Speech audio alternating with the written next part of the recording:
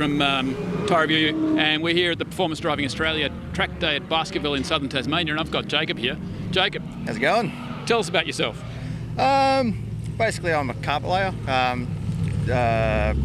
Been getting into cars for about 10, 11 years now. Never really used to think about it at all until I bought my dream car 10 years ago, which was a 1989 Toyota Supra. Yeah, and that's one of the sort of the squarier ones. Yeah, the rectangular square body ones. Yeah. Before the model that everyone sees, which is is that a Supra meme? So that's right. Yeah. So I bought that, and then that's started the car modifying bug. So what we've got behind us is a bit different from a Supra. Yes. So I didn't want to take that to the track and bin that car because that's my dream car. So this is. So you really don't care about Hondas then? Not really. See, the thing is, I was always a person that was just like, it's just a Honda, just a rice burner, that kind of thing, until I jumped in this and then took it for a drive, and then I was like, oh, these are actually kind of cool. That's cool. Yeah. I was going to say, our sound guy's probably turning us down right now because he loves Hondas, but yeah. Yeah, I know. That's where I met him too as well, like the Tassie Honda Honda group. That's cool. Yeah, so how long have you had this one for? I've had it about 14 months now. Yep. Yeah. And it's gone through a lot of changes. So what is it? Tell us the details. So it is a 94 DC4 Honda Integra GSI model. Non-VTEC, just runs a 1.8 litre twin cam engine. Yep. And it's got a nice turbo slap to the side of it now. I was going to say it's not just anymore, so you've added the turbo recently. Yes, yeah. Yep. I've been developing that for about 6 months now. Yeah. Yeah, and yeah, it's going all right. All right. Yeah, I've had a few trials and tribulations with it. Mainly, it likes to catch itself on fire. I have heard. I was prompted to say you tell us about the fire action. Yeah. So the last track day I did, everything was going well until the underbonnet temperatures of it got so hot that it actually melted the oil feed line to the turbo because it was just slightly too close. And I'm running PTFE line and all the proper stuff, but it just actually melted where the crimp was and started shooting oil straight onto the exhaust manifold. So that's ridiculous. Yeah, so it just was like, I'm going to catch on fire now. I did actually see a video of actually we might even see if we can crop it over this one, of the jury rig setup you had to get you home, which was the windscreen wipers squirting water onto the turbo. Yeah, so it was shooting water directly to the oil fitting. So every time, when I was pulling up to lights and that to get home, I could see smoke pouring out from it, so it's gave it a few squirts on the windscreen wipers, smoke would go away, continue driving, and every 30 seconds or so, just give it a couple of squirts just to make sure it wasn't going to ignite. So no problem. How far did you have to go like that? I travelled from here to Kingston, so that's a long way. Yeah, it's about 15-20 minute drive, about 40 k's. Yeah, so that's a long way. Did you have enough water in? Just enough. When I got home, it was the washer bottle was empty, and I rang up home and I was just like, get the hose ready because I'm coming home, the car's on fire. So yeah, as soon as I got home, just quickly popped the bonnet just up and just shoved the hose under it. And nice. Yeah. Now I believe you do a lot of your own work. Yeah, so everything to the car I've done myself. So the terrible bodywork, ECU wiring, all the fabrication, everything. Yeah, I mean it's just shits and giggles really, isn't it? It's what it takes to get out here. So yeah, exactly. That's awesome. What are some of the cool things you've done to it?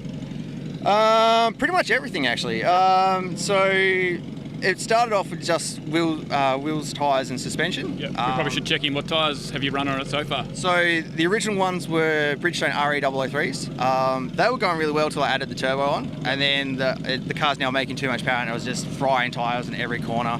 So I had to swap out to what it runs now, which is 808Rs. Yeah. So the yoke is holding around this track? Yeah, it's going pretty well. Sometimes when it likes to make a bit more power than what it should, it will start to fry a tyre. Yeah. Generally, whatever one's unloaded around a corner.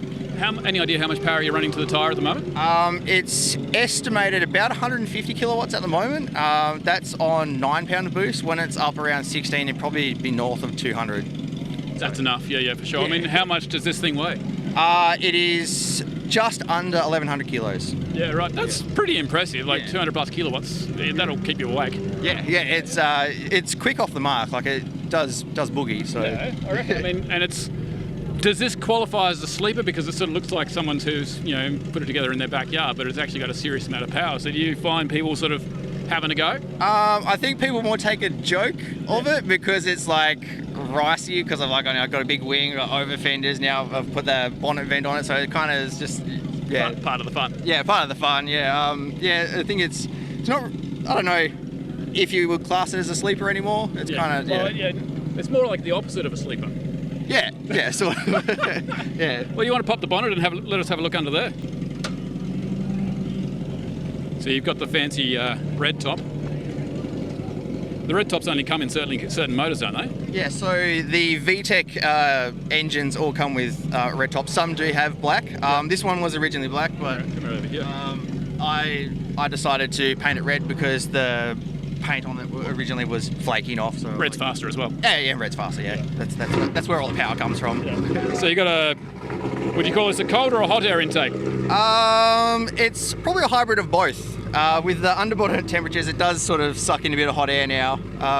But the inlet temps that I've been logging throughout today are fairly consistent. So they're, the last session I did, they got up to a maximum of 40, so which isn't too bad considering. Yeah. Well, you're not going to be melting stuff anymore at that sort of temperature. Yeah, exactly. It's more the exhaust manifold heat and the dump pipe that's what's causing my heat problems at the moment. So. Now, I'm not seeing an airflow sensor. Is that just part of the nature of this car, or is it because you're running an aftermarket ECU? Or? Yeah, so I'm running a Haltech Elite 1500, just using a plug-and-play patch harness with added-in sensors that I've put in to log oil pressure, oil temperature, different air temp sensor, and a couple of NOx sensors in it as well, because these didn't have factory NOx sensors. Nice. So it's now fully map based instead of the factory map, which didn't only read atmospheric. So now this can read up to, it's about 28 pound of boost. Awesome. Yeah. That's great. And I'm seeing a Garrett turbo in there as well. So it's actually a Garrett HKS hybrid.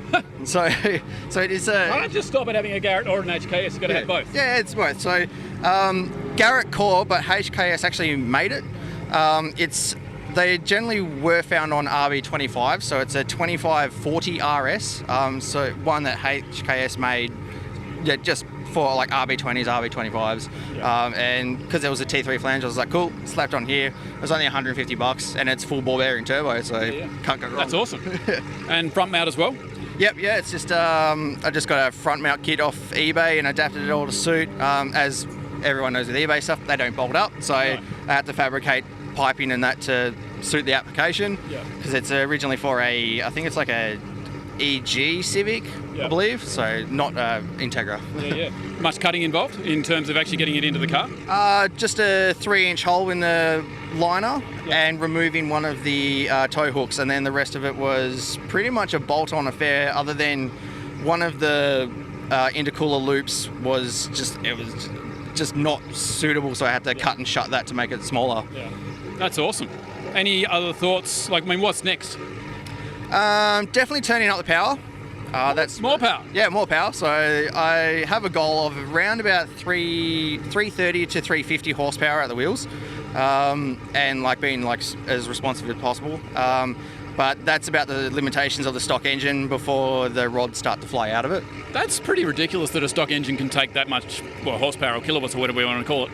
Yeah, Honda motors, they just do take it, which is surprising. They're if you had a K series engine, there's people in America, they just completely stock engine, slap a turbo on it, 600 horsepower, away you go. Don't have to do anything. That's ridiculous. So what are you going to do to turn it up to that? Just adding more boost and stop it from being very, very hot. Yes. Yeah. That's going to be awesome. How's the torque steer? There isn't that much of it. Really? Yeah. So it's very tame. There's almost no torque steer, especially with the tyres that I'm running now. Yeah. So you put that down to the tyres and the chassis, or? I'd just say it's the tyres alone. Yeah, tyres and suspension setup. It's very rare that it will torque steer. Maybe when the tyres are cold and you're running about 35, 36 psi of tyre pressure. That's interesting, because we just had old mate with his Lancer over here as well, and he has roughly 160 at the wheels. Yeah. But he's torque steering like nothing else, so there's got to be something going on there. Probably because he has an LSD and mine's open diff, so... Makes sense. Yeah, so mine, it just won't spin one wheel when it lifts off. So that's cool. That was the issue with the RE003 tyres, where it just, as soon as it weight transferred off the wheel. It was just away it spun. So That's really cool. Well, thanks for showing us your car, mate. yeah, no worries. Cheers. Thank you very much. Actually, and we better go for a lap around the track as well. Yes, for sure. I'm excited.